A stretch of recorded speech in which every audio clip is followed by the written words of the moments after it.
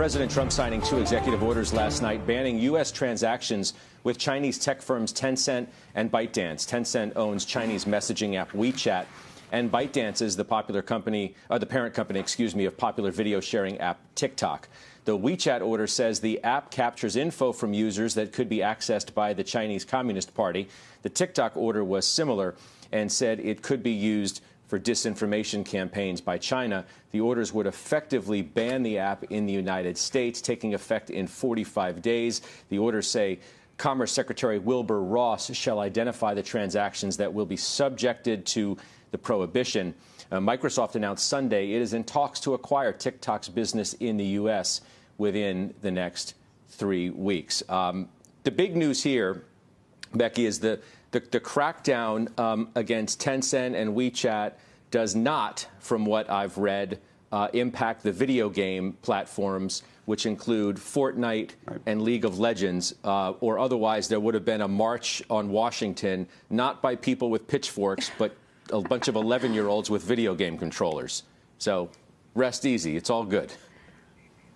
I mean, it was so unclear when I first read this news last night. I was trying to figure out, does this mean Americans aren't allowed to download TikTok? And that doesn't seem to be what this is. But it certainly cast a pall over what's happening with Chinese stocks. If you've been watching this, I was listening to Eunice Yoon, who was on in the last hour, and she was talking about the huge negative impact that this has had on Chinese technology companies, and just worrying about those that are looking for an international presence, like WeChat is. It's incredibly popular in China, has not made as much success in the United States.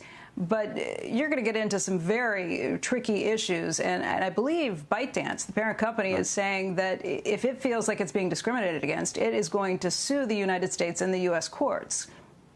I think that's possible. I think the big issue on TikTok is literally whether the user base is going to flee over the next 45 days.